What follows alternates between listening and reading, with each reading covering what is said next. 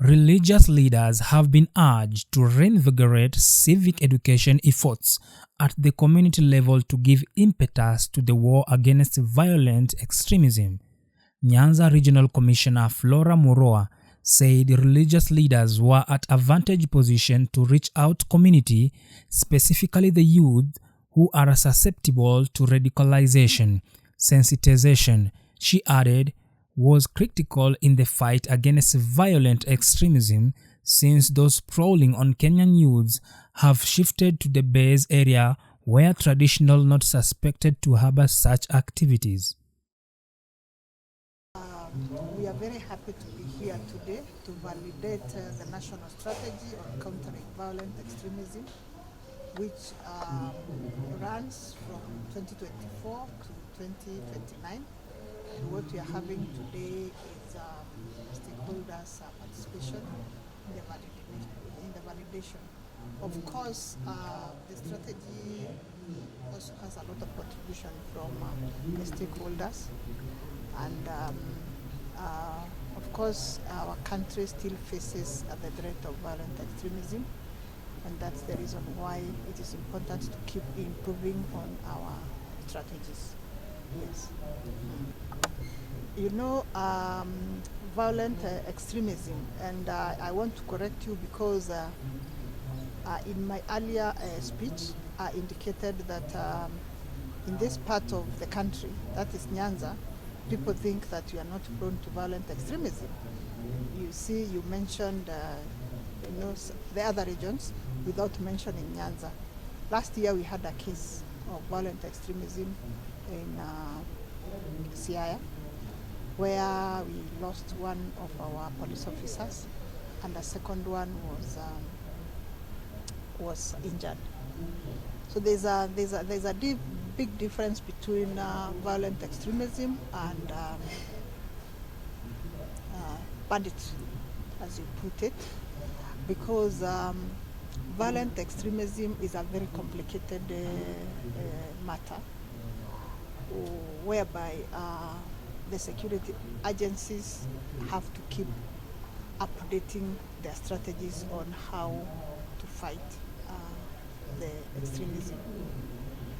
In the past, Kenya has been a target, and we still continue being targets of violent extremism, and it requires the efforts of all stakeholders.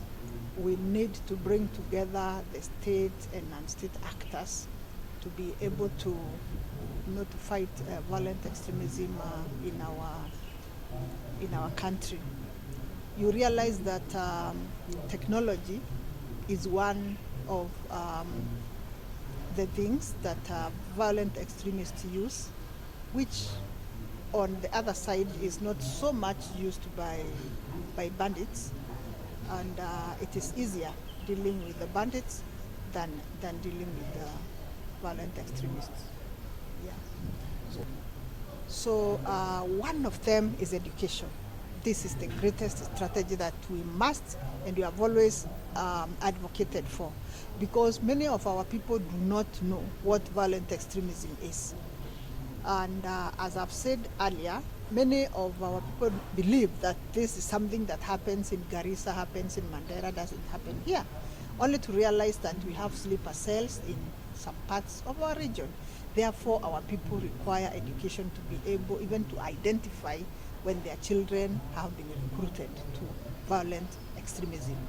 The other strategy which we must employ, of course, is involving everyone, because this is an issue that cannot be dealt with by the security agencies alone. We must bring everybody on board. It is a very complex matter, and actually many of them have been recruited through the same channel that you mentioned.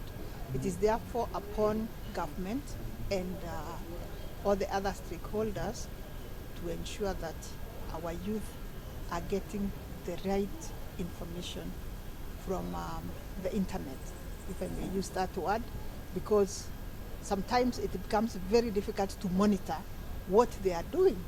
But it's not, all is not lost in the monitoring. It is possible, and it is through education we are able to ensure that our youth are using the internet for the right things. Yeah. You are watching Royal Advanced Net TV.